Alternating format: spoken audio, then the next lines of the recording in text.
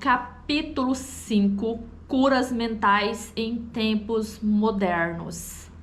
Amados, Dr. Joseph Murphy, na aula anterior, ele dividiu como você faz uma oração, vamos dizer, de uma forma mais sintética, de uma forma menos direcionada, para uma cura, que ele usou o termo de uma cura científica direcionada para um objetivo específico.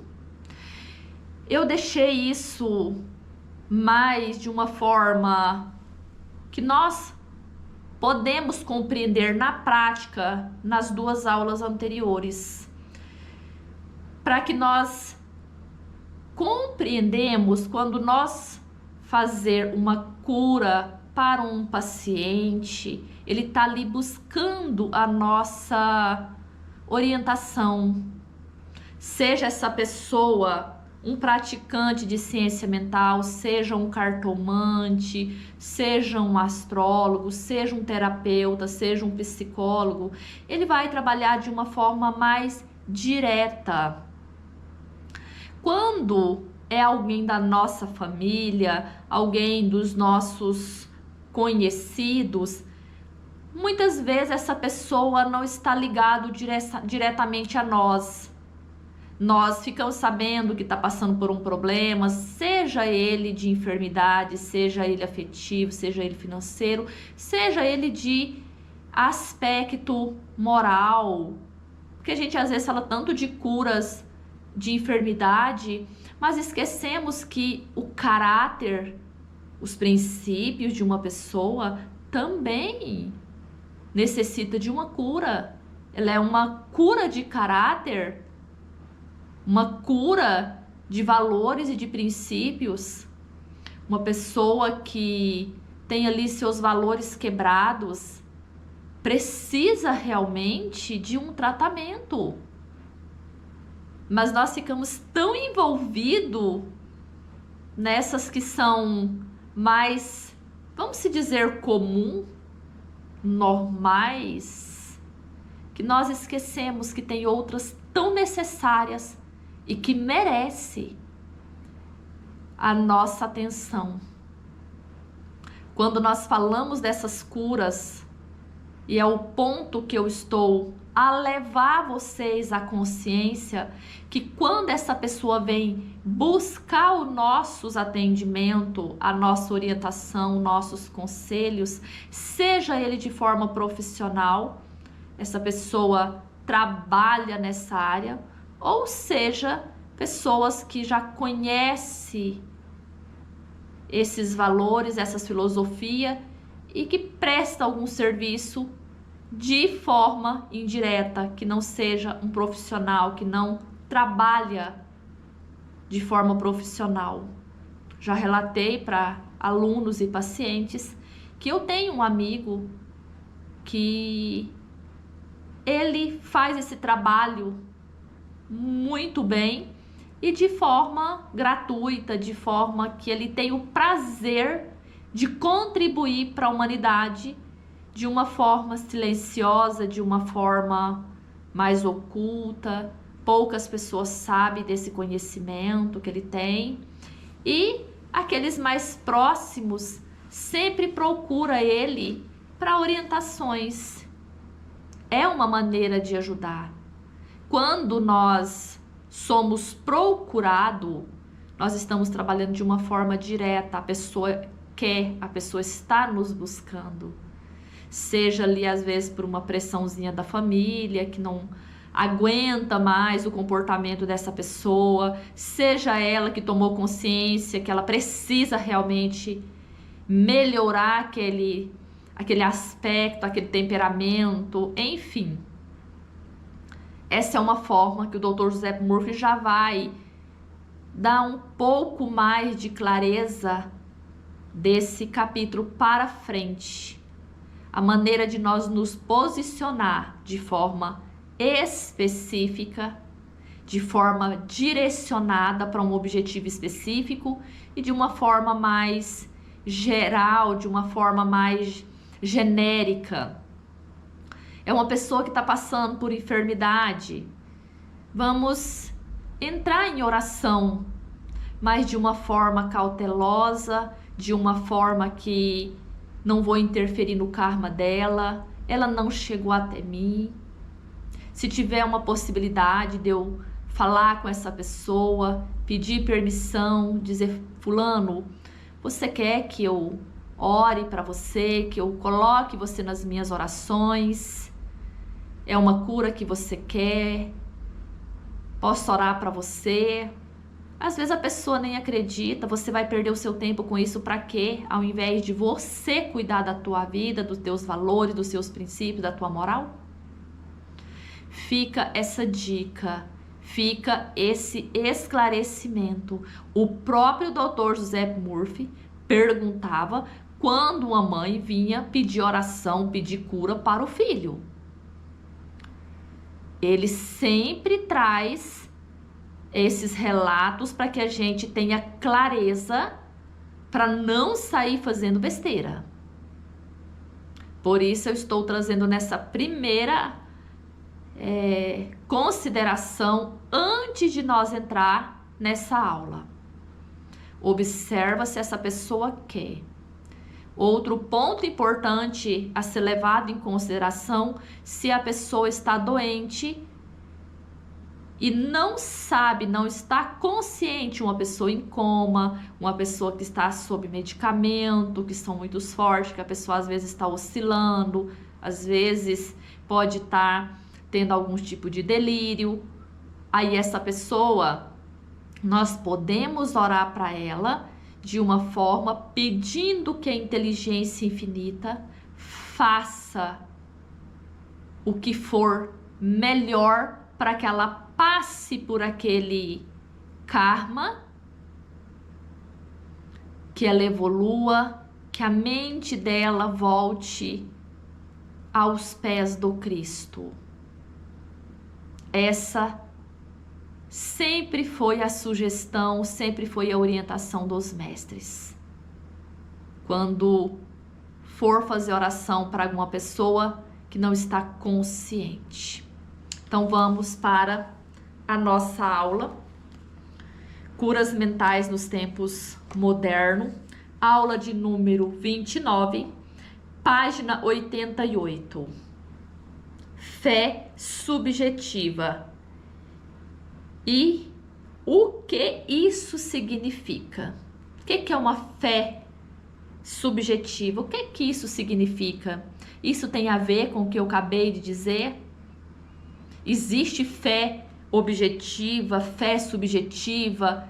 Existem tipos de fé? É como se você fosse ao mercado buscar arroz. Tem arroz agulhinha, arroz tio Jorge, arroz... É assim a fé também? Será que existe vários tipos de fé? Vamos ver o que o Dr. Joseph Murphy nos diz. A mente subjetiva ou subconsciente do indivíduo é tão suscetível ao controle da mente consciente ou objetiva quanto a sugestão de outra pessoa. Segue-se de que qualquer que seja a nossa crença objetiva, se nós internalizarmos a fé ativa ou passivamente, a mente subconsciente será controlada pela sugestão e nosso desejo se tornará realidade. Ele está dizendo que a mente subjetiva ou subconsciente, lembrando que é uma coisa só do indivíduo, é tão sugestionável, ela capta, ela recebe quanto, o controle com o controle da mente subconsciente ou a mente objetiva. Mente objetiva e mente consciente, mente subjetiva e mente subconsciente são nomenclaturas que alguns autores colocam para ficar mais fácil a gente compreender.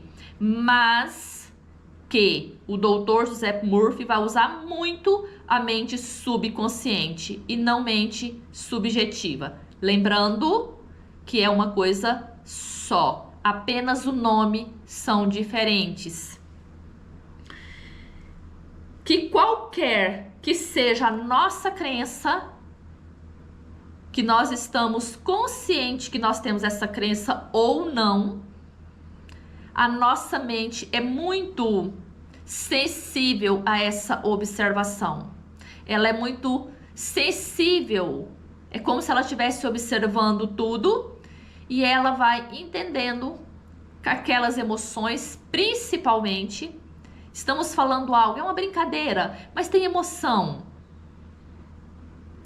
Aquilo vai ficar mais fácil a mente subjetiva guardar ali e começar a procurar eventos que correspondem com aquela informação que nós estamos acreditando, que tem correlação, que tem correspondência, que são semelhantes, não precisam ser necessariamente iguais, são semelhantes.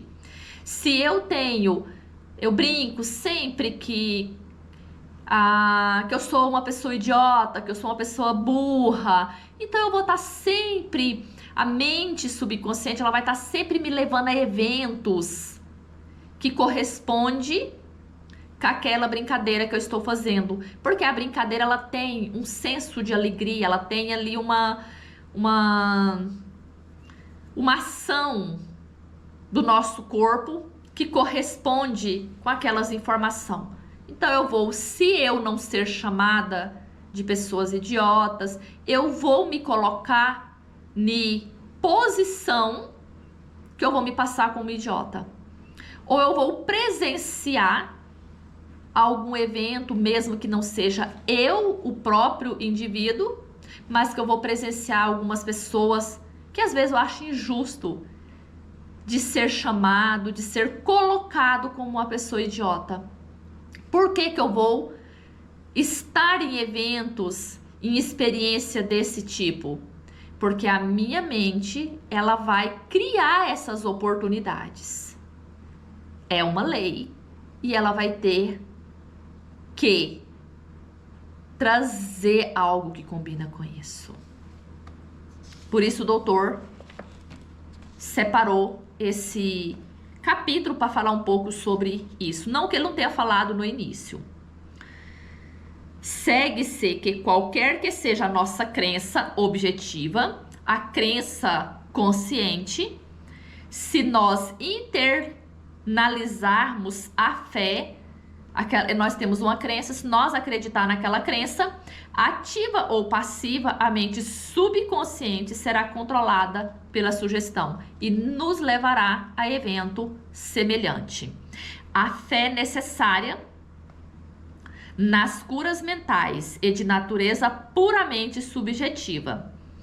E a maneira de conseguir isso é por fim a oposição ativa da mente objetiva ou consciente. Se é necessário para uma cura nós ter conhecimento, no mínimo, de uma fé, eu preciso fazer uma cura, eu preciso acreditar naquilo que eu estou buscando como verdade.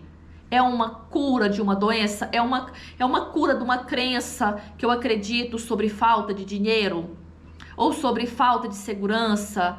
Ou sobre qualquer outro evento que eu tenho como verdade? Eu preciso ter consciência que eu preciso de fé e eu conseguir pôr um fim à oposição dessa fé. O que é a oposição? Oposição é algo que se opõe ao meu acreditar.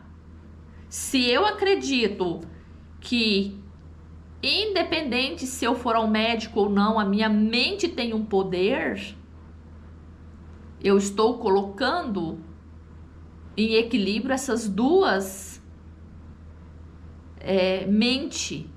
Se eu acredito que somente o médico é capaz de me curar, eu estou colocando em oposição esse poder que eu tenho dentro de mim. Eu preciso analisar se tem algo em oposição a essa fé. Tendo consciência disso, eu posso trabalhar em cima dessa crença. Se eu não tiver nem consciência dessa oposição, eu posso fazer oração durante anos, séculos, milênios. Se nós olharmos nossos ancestrais, Dr. José Epimurfo acabou de falar na aula anterior que esses métodos foram repassados de gerações a gerações, justamente porque as pessoas não tinham consciência de que o poder da mente era capaz de curar. Não que alguns não já sabiam disso, porque o próprio Cristo disse: se tens fé, se tenha a fé, se tu acredita, assim será, já pode comemorar. Ele disse mais, não precisava ser a fé do tamanho de uma montanha, ele disse tamanho de um grão de mostarda. Era o suficiente. Ele não disse que você precisava ter um território, o tamanho do nosso sistema solar, de acreditar. Ele dizia, basta você ter uma fé, tamanho de um grão de mostarda. Isso porque ele sabia que nós entenderíamos que a semente é uma minúscula, talvez uma das sementes mais pequenas.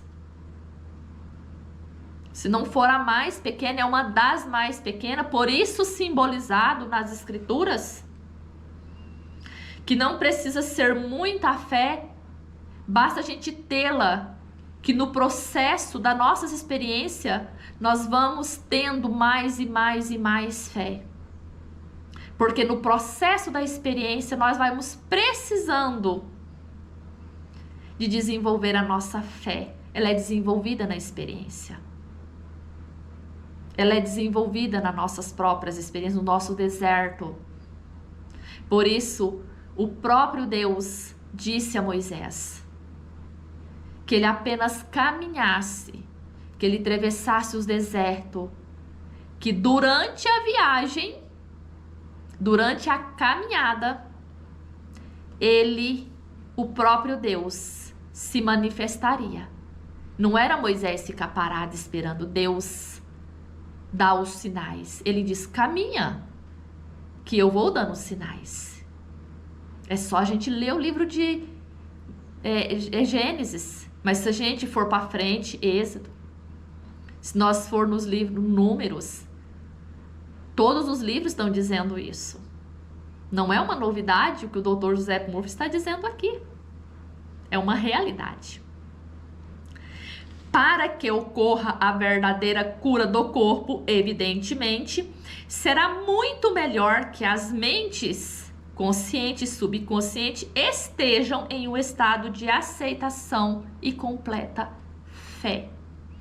É necessário, lembram disso. Essa condição, porém, nem sempre é essencial. Podemos entrar em um estado de passividade e receptividade, relaxando mente e corpo, mergulhando em um estado de sono. Nesse estado de modorra, o estado de passividade em que nos encontramos nos torna receptivo à gravação da mente subjetiva. Quando nós se colocamos nesse estado de relaxamento, aonde a nossa mente entra nesse estado de sono, mas nós precisamos estar consciente, amados. Não entra naquele estado de sono aonde você não sabe mais o que está acontecendo. Neville sempre ensinava a gente fazer essas técnicas. Porém, eu particularmente tenho como experiência que quando você faz essas autossugestão, essas autoafirmação e você não está muito consciente do processo, eu acho que a gente perde muito, porque é aquele estado que você não sabe muito ao certo o que aconteceu. Mesmo que o subconsciente grave e você está consciente do que você está gravando, você fazer de forma consciente, creio que é mais interessante. Vamos dar um exemplo. Você vai daqui para uma cidade vizinha. Se você está no banco do carona e você dorme, você vai chegar na cidade. Mas se você está acordado, mesmo que você não está dirigindo, você vai ter consciência de tudo que passar. Se passou uma árvore, ou seja, se você passou por aquela árvore, se você passou por uma carreta na rodovia, se choveu, que horas que escureceu. Então você vai ter essa consciência. E se você está inconsciente, você vai perder esses aspectos que foram passados, essas experiências que foram passadas. Não que você não possa fazer essas experiências, mas se você relaxar de forma mais consciente, acredito eu que é mais interessante para a gente ser um pouco mais desperto.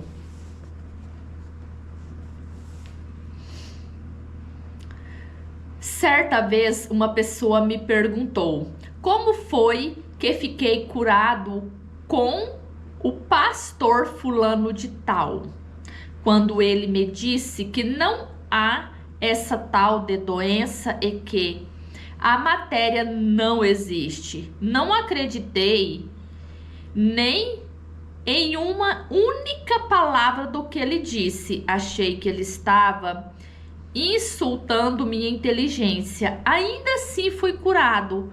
Como foi que isso pôde acontecer? Essa pergunta é o que eu falei no início da aula. Muitas pessoas não precisam necessariamente estar diante de uma autoridade que faz cura, que faz profecias. Às vezes isso acontece até mesmo de você ir num lugar, como esses lugares, esses santuários. Também não é só lugares santuários, tá, gente? Às vezes tem ossos de algum mestre, algum túmulo de algum mestre, como por exemplo do Chico Xavier. Muitas pessoas dizem ir na casa dele e lá receber uma cura.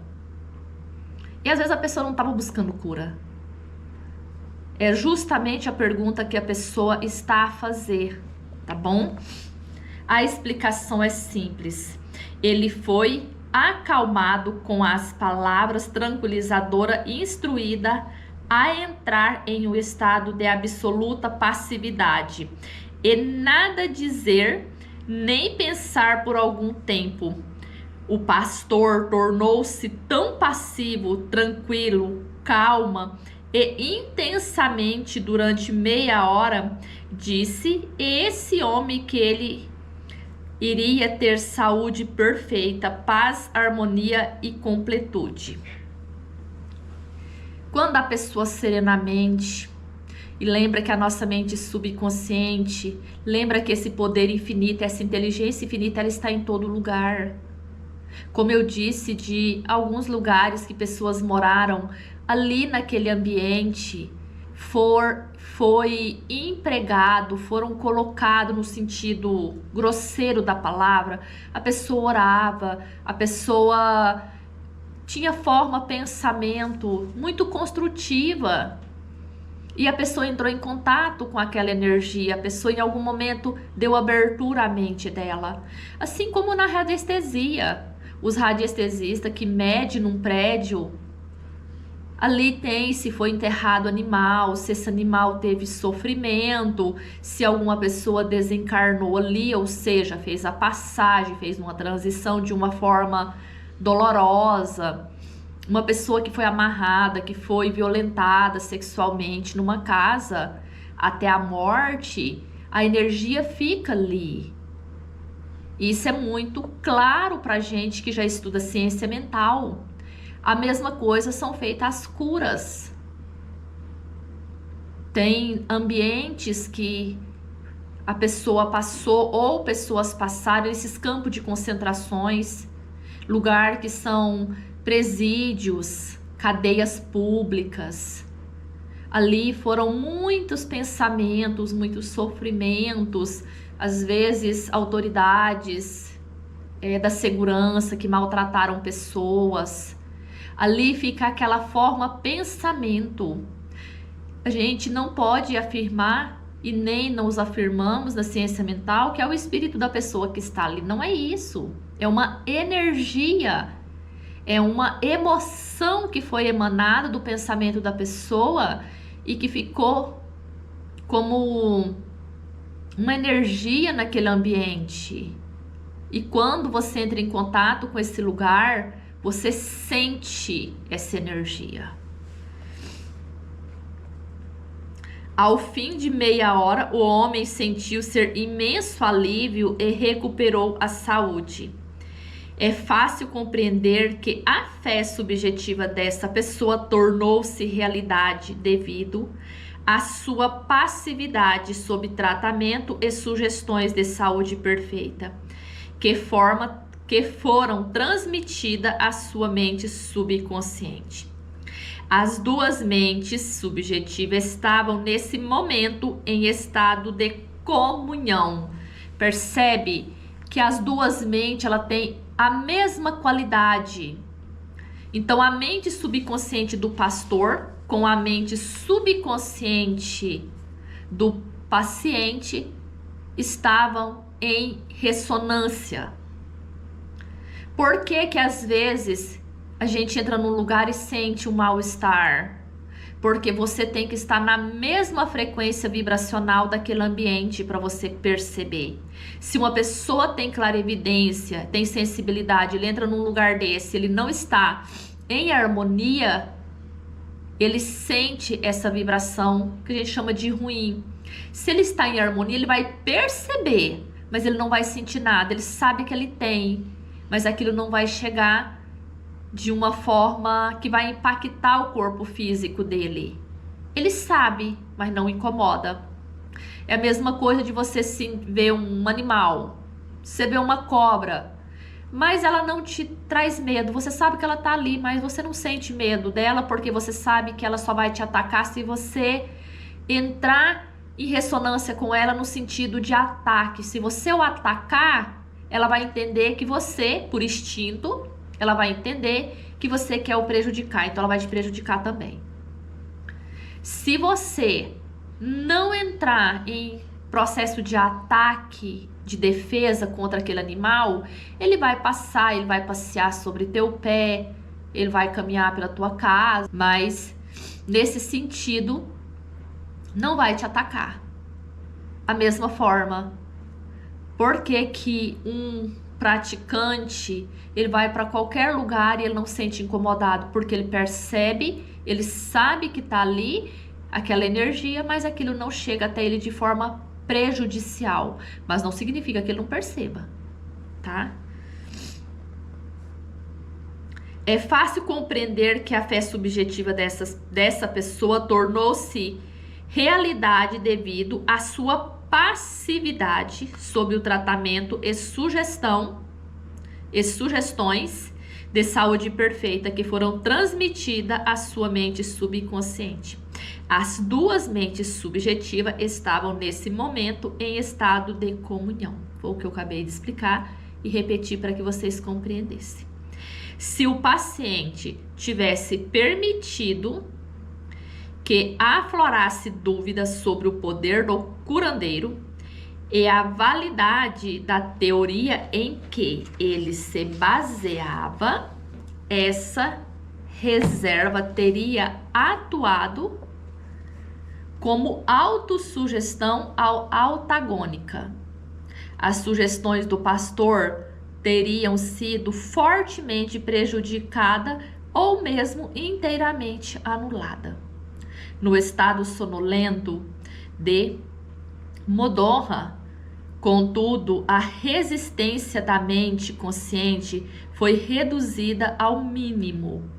A mente subconsciente do paciente tornou-se receptiva à sugestão do pastor e desempenhou sua função de acordo com a sugestão recebida, disso se sentindo a cura. Nesse estado de sonolência que o Dr. Joseph Murphy chama de modorra, né? É um estado de não resistência, é quando a nossa mente subconsciente está mais ativa, quando a nossa mente objetiva, a nossa mente consciente, a mente racional, ela não está fazendo julgamento ali, e se não dá certo, mas isso é racional, é lógico, é óbvio. Sim, quando essa mente ela sai de cena 1 minuto, porque é por pouco momento que ela dá uma trégua e ela relaxa, a mente subconsciente fica mais fácil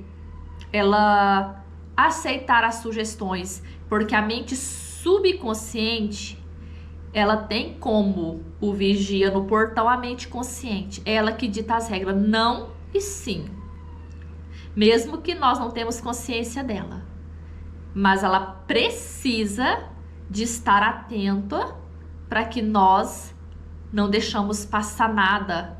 A nossa consciência, né? A mente consciente, nesse sentido que eu digo, porque senão a gente ia deixando passar tudo. E isso seria muito desastroso para nossa experiência. Hoje você quer uma coisa, amanhã você não quer. Como que seria? A vida da gente seria um caos. Na mesma hora que você sente amor por uma pessoa, você quer matar essa pessoa. Pensa se tudo isso fosse de uma forma instantânea, automática, seria um caos. Tudo seria muito desorganizado, desajustado. Por isso a mente consciente, ela tem esse poder de ser realmente uma cerca, um sentinela mesmo ali, para não deixar qualquer coisa passar, para dar um tempo de nós analisar, dá um tempo de nós avaliar, fazer reflexões. A maioria das vezes nós não fazemos, mas deveria, certo? Já na página 90, significado do tratamento à distância. Suponhamos que, enquanto mora em Los Angeles, você recebe notícia de que sua mãe, que reside em Nova York, está gravemente doente. Seu primeiro impulso é deixar a casa e o trabalho e correr para ela. Mas, e se isso não fosse possível? Você renunciaria a qualquer esperança de emprestar a força de sua fé ao processo de recuperação dela? Não. Conquanto não possa estar fisicamente presente, suas preces ainda assim a ela chegariam. E é o Pai interno que faz a obra. Jesus dizia isso, né? É o Cristo interior. Só há uma mente criadora. Somente uma única mente, uma única lei, um único poder, um único caminho. Jesus já dizia isso. A lei criadora da mente está à sua disposição. O que você tem a fazer é induzir a vivência interior de saúde e harmonia em sua mente, e a resposta será automática. Essa materialização interior, atuando através de sua mente subconsciente, agirá por seu lado sobre a mente subconsciente de sua mãe. Seus pensamentos de saúde, vitalidade e perfeição operam através da única e universal mente subjetiva. Se nós sabemos que essa mente, ela é uma única mente objetiva, ela vai atuar através dela. Por isso que os tratamentos à distância é tão eficaz quanto presencial. Não tem diferença você estar aqui diante de um paciente ou se esse paciente está a 2.000 quilômetros de distância, porque nós vamos trabalhar de uma forma subjetiva. Tem pessoas que necessitam desse contato para que ele tenha fé, para que ele tenha um acreditar. Mas se a pessoa, independente da visão, do tato ou até mesmo do contato físico com essa pessoa, a oração ela é tão poderosa quanto se você tivesse presente.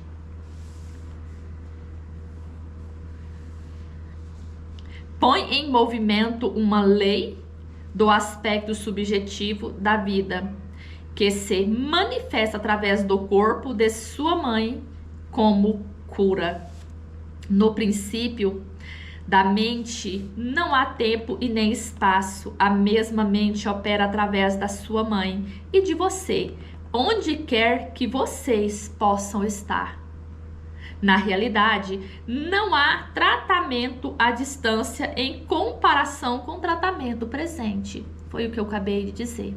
Tanto que quem trabalha com reiki sabe disso, que tanto faz a pessoa estar presente no consultório ou eu canalizar um reiki à distância, o processo é o mesmo. Você não tenta enviar pensamento ou manter um pensamento. O tratamento que você faz é o movimento consciente do paciente, tanto que ou do praticante. Se você fizer esse movimento do pensamento que ele está dizendo, seja do praticante, seja do paciente, é a mesma coisa. Olha o que ele diz: o tratamento que você faz é um movimento consciente do pensamento, seja do paciente, seja do praticante.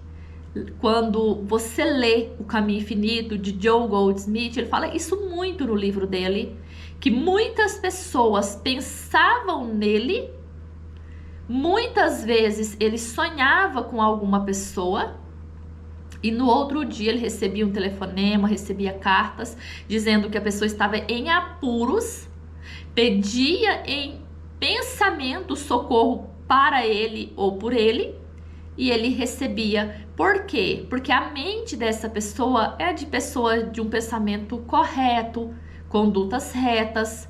Então a mente dele está sempre em harmonia. Aí a outra pessoa, o paciente, entra em contato com essa mente do praticante e recebe uma cura.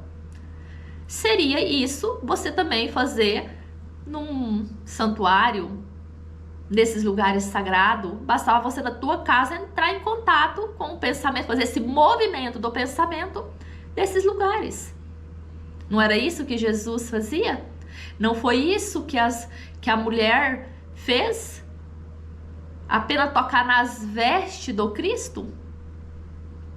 Quando ele chega, quando a pessoa à distância pensava nele, entrava com a mente subjetiva dele, que era pura, era reta, era direta, e curavam,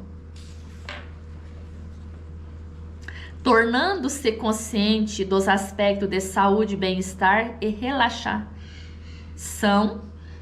Esses aspectos ressurgirão na vivência da sua mãe. Os resultados se seguirão automaticamente.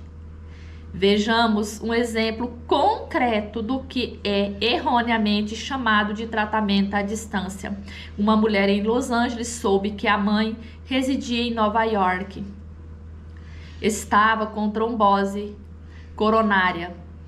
Como não podia correr para o seu lado, orou da seguinte maneira: presença criadora, está exatamente aonde minha mãe está. Seu estado físico é apenas um reflexo de sua vida mental, como sombras projetadas numa tela. Sei que para mudar a imagem da tela tenho que mudar o que ela reflete. Nesse momento, projeto em minha própria mente a imagem de completude, harmonia e perfeita saúde em minha mãe. A presença curativa infinita que criou o corpo de todos os órgãos de minha mãe está nesse momento saturado. Cada átomo de seu ser é um rio de paz, flui por todas as células do seu corpo. Os médicos estão sendo divinamente orientados e dirigindo, e quem quer que seja, né, que nela toque, está sendo guiado para fazer o que é certo. Sei que a doença não tem realidade final. Se tivesse, ninguém poderia ser curado. Neste momento, eu me torno uno com o princípio infinito do amor e da vida. E sei e ordeno que a harmonia, saúde e paz esteja sendo agora manifestado no corpo da minha mãe. Olha o pensamento, a intenção e a direção desta oração. Ela orou dessa maneira durante várias vezes por dia. Após alguns dias, a mãe teve uma recuperação notável.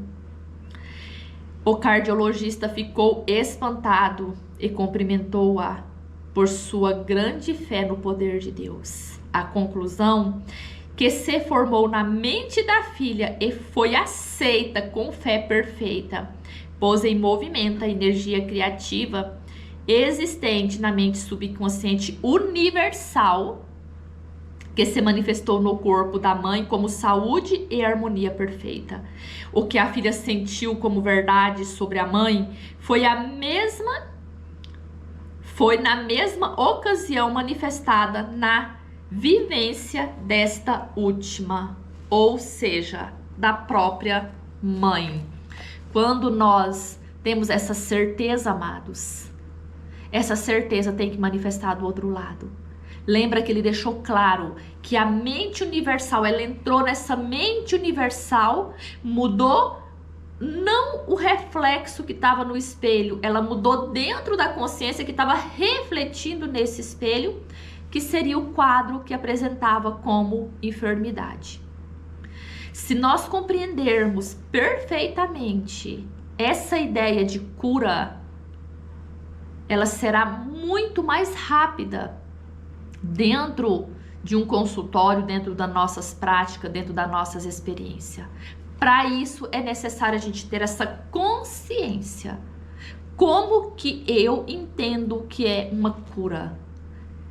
Para você fazer essa cura, você precisa reler principalmente esse subtítulo da página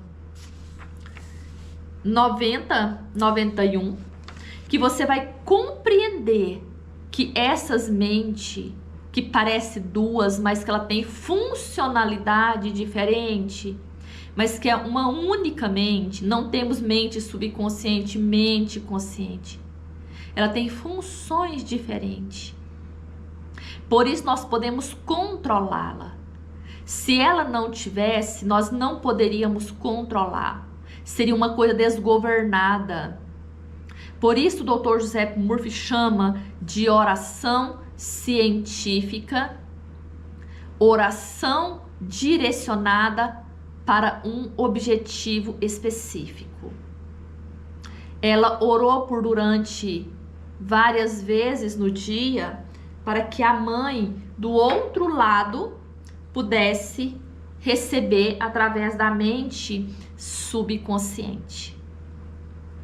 Essas mentes, tanto a mente subconsciente como a nossa mente consciente, amado, não tem uma linha de demarcação. Nós somos filhos do mesmo Pai. Nós temos o DNA de Deus. Por isso nós temos esse poder de mudar. Por isso que nós interferimos, entre aspas, no karma do outro. Porque a nossa mente também consciente, ela também pode, de certa maneira, interferir no karma do outro. Quando nós tomamos a decisão de fazer algo e aquela pessoa aceitar. Se essa pessoa não aceitar e mesmo assim essa pessoa ser prejudicada pelas nossas ações, mesmo que essa pessoa seja prejudicada, como por exemplo, uma pessoa muito reta, muito honesta, honra com teus compromissos, e uma pessoa seja muito esperta, ela vai lá e faz com que essa pessoa leve um prejuízo.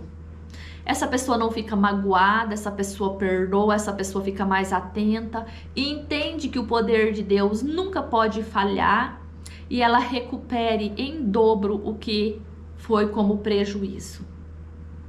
Então percebe que essa mente consciente, de certa maneira, ela está interligada com a mente consciente da outra pessoa que aceitou o acordo, a proposta, enfim.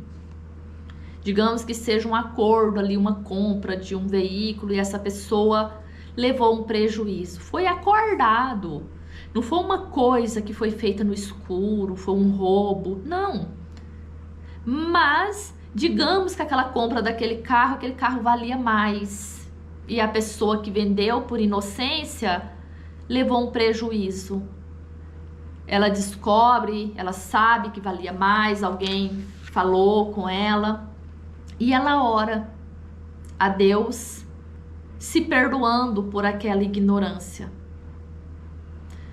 Essa pessoa que tomou iniciativa consciente de dar ali o calote nessa pessoa, percebe que ela infringiu a lei natural do ciclo da vida dessa outra pessoa.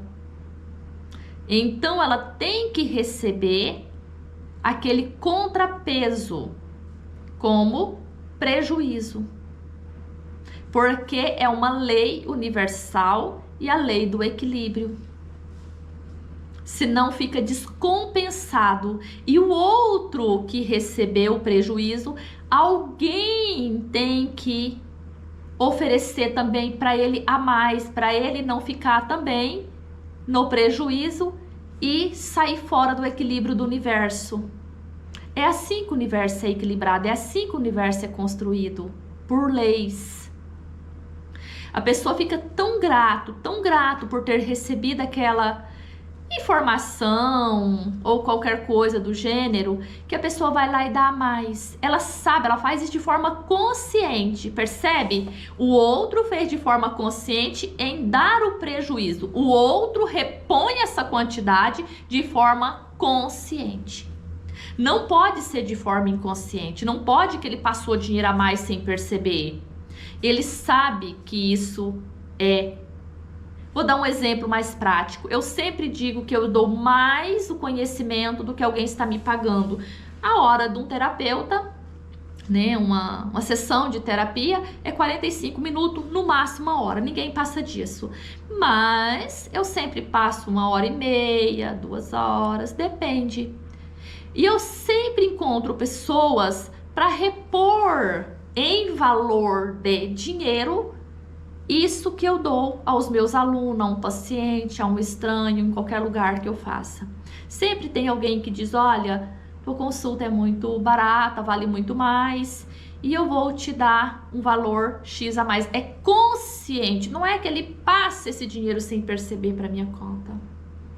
É nesse aspecto que o Dr. José Murphy está falando, que nossa mente, é uma única mente, é um único poder, é uma única lei. A mente, ela é uma lei. Nós somos a própria lei. Por isso que a Bíblia diz, eu sou a igreja, eu sou o caminho, eu sou a verdade, eu sou a vida. Reflita sobre essa grande verdade que o Dr. José Murphy nos compartilhou com muito carinho, com muito amor, com muita responsabilidade. Até o nosso próximo encontro.